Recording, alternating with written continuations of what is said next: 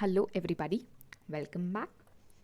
In this video, we'll again cover the portions of the introduction chapter of Indian Economy book by Ramesh Singh. Let's begin and look at the first topic. We first see the economic systems which has been prevalent worldwide. Under that, the first topic is non-market economy. This was rooted in the ideas of Karl Marx, who had two variants, socialist and communist. The example of socialist model was followed by USSR, and for communist we have China. What did socialist model say? It said that the state would have ownership control on only natural resources. And what did communist model say? That state would have ownership control over labor also. So it was also called as state economy, command economy, centrally planned economy, which was followed by China. Also, how was the system evolved? The system was evolved in reaction to the market economy, which had several beliefs, and we'll see what were those beliefs. The first belief was that the natural resources of the country should be used for the well being of everybody. Also, they can be used the best when they are under the ownership of a society or a community, which is for both, for socialism and communism. Thus, all economic roles will be played by the state only. However, next was that no property rights given to individuals, guided by the belief that if it is given to individual, it promotes exploitation of the laborers and it only helps a small minority to get richer over time, and thus it results in increasing economic inequality. Then we have that there is an absence of market, that is the interplay of demand and supply is totally absent. So we lack the invisible hand. Then we have there is no idea of competition, so there could be state monopoly, the sphere that should have been there economically. Then we have people to play economic role was regarded as a belief, so that everybody get all facilities from state as per their needs, and thus this is the state owned enterprises where people could be involved. And then the decisions such as what to produce or how much to produce and how to supply them were taken by the state itself. These were the beliefs that evolved at that time, from which two of the models came out, that is socialist and communist. Also, this system first got tried, that is the socialist system. This model got first tried in Bolsheviks in ex-USSR, and from there it spread across the whole Eastern Europe, and then it finally got the purest form in the communist China. This was it. Now we see what are the cons of this system, of the non-market economy. See, according to the beliefs, both these systems prevailed nicely. So it was fully committed to the well-being of masses. So what were the differences and limitations that it brought that gave us a problem and gave us an idea about developing a new economy? See, the first was, though the aim of all those models, both the models were to serve all the people there, however, there was no idea of creating capital or wealth, which again created a scarcity of investable capital in the coming times.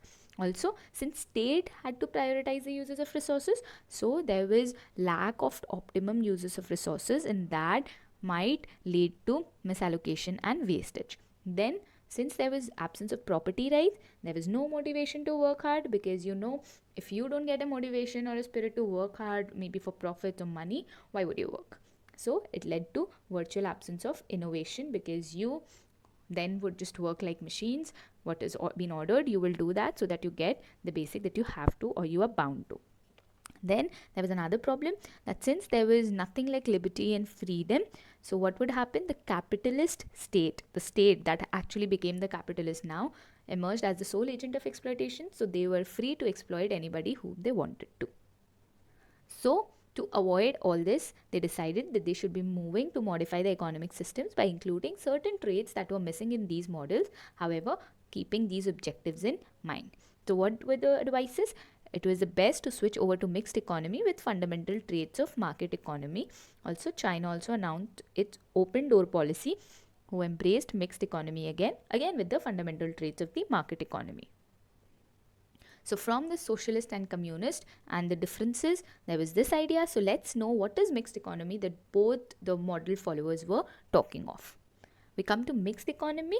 The first country to announce this system, that they were adopting this system, was France in 1944-45, and then the World Bank accepted the need of state intervention in the economy, because that was like an ardent advocate of the free market economy.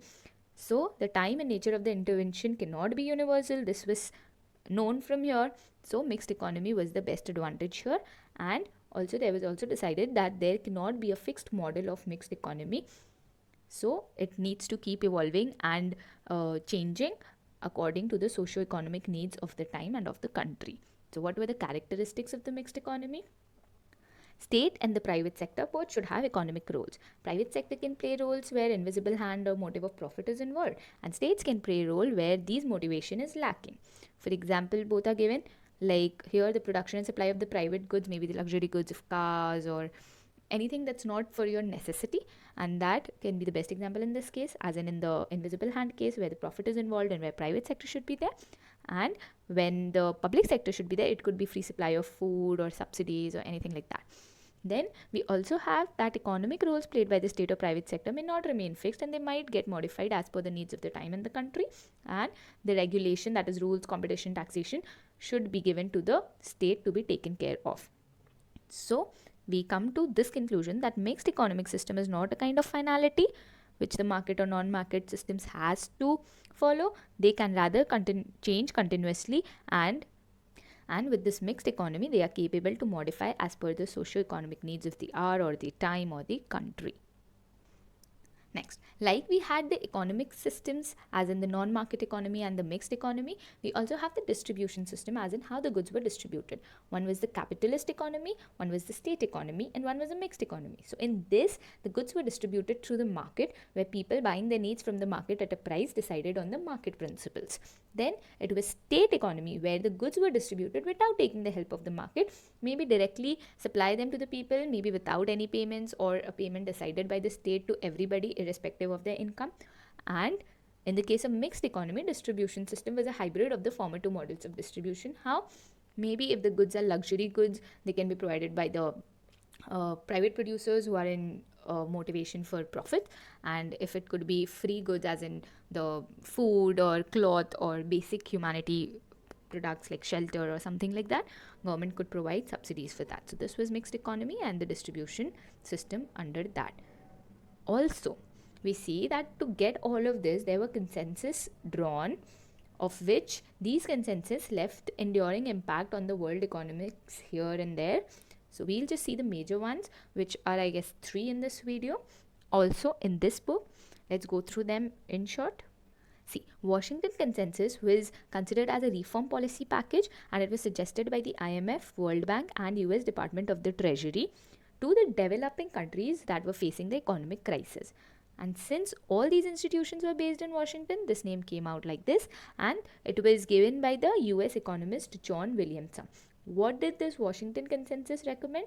That there was 10-point reform policy where you should be putting up reform in. You should be seeing reform in fiscal discipline and a redirection of public expenditures, priorities towards maybe fields and high economic and improve income distribution. These fields offering, which could have been there, like primary healthcare, primary education, infrastructure. There was tax reform, there is interest rate liberalization, competitive exchange rate liberalization, liberalization of FDI flows, privatization, deregulation, secure property rights. So we see from where did we come to the conclusion of liberalization or privatization and fiscal discipline or tax reforms that keeps on coming and going. Also, this consensus has been used to describe an extreme and dogmatic commitment to the belief that markets can handle everything. However, it faced certain criticisms and also the advantages that it can prove, or maybe the significance that it could have to the economies. The criticism was that a lot of people said that it signifies a set of neoliberal policies that have been imposed on hapless countries, and then that has led them to crisis and misery. However, there were people who believed that the relatively conservative assessment of what policies can bring a country to economic stability was presented by this consensus, that is the Washington Consensus, given by John Williamson, and it was suggested by an IMF, World Bank, and US Department of the Treasury. Now let's look into the second consensus. This was Beijing Consensus, forwarded by Joshua Cooper Ramo in 2004. Beijing, so it's a Chinese model of economic development, and policies were developed by Deng Xiaoping since 1976, and this model is believed to be forwarded as an alternative to the Washington Consensus. What did this model believe in? It said that constant experimentation and innovation, that is research and development, which is there in every economy. Then peaceful distributive growth with gradual reforms. This is also somewhat there, which we follow, maybe with changes here and there. And then self-determination and inclusion of selective foreign ideas. This is also that we follow, that we take ideas from foreign countries and implement it in our country in a way that would benefit our country. However, experts believe that the things which worked for China might not work for others. because China had a different type of heterogeneity performance. So this was also criticized on this point. Also, a lot of people thought that this consensus had caused the rising protectionism across the world. Then we come to Santiago Consensus. This is the last consensus as mentioned in this book, which also stands as another alternative to the Washington Consensus. It was put forward by the then World Bank Group President James D. Wolfensohn. Also, this model is inclusion, which should not be only economic but social too. So it had the social and the economic inclusion here. Also, it is a socio-economic development model. So it has to have local characteristics differing according to the country and its needs. Also, World Bank also proposed to seeing to the financial resources it could also use to harness the incredible power of the information technologies that was uprising in the coming years, and new spirit of openness and partnership with people around, which was globalization. So this we took from Santiago Consensus, and the liberalization and privatization was from the Washington Consensus, and this was our 1991 LPG. Then we also have that the World Bank then started building an internal architecture of a knowledge bank for this purpose, and this proposal from the World Bank given here inspired the world governments, and they focused more on socio-economic growth. This is it. I'll soon meet you in next video again. We'll continue this chapter and I'll try completing it in the next video. Stay safe, stay happy, study well, manage time, and thanks for watching again.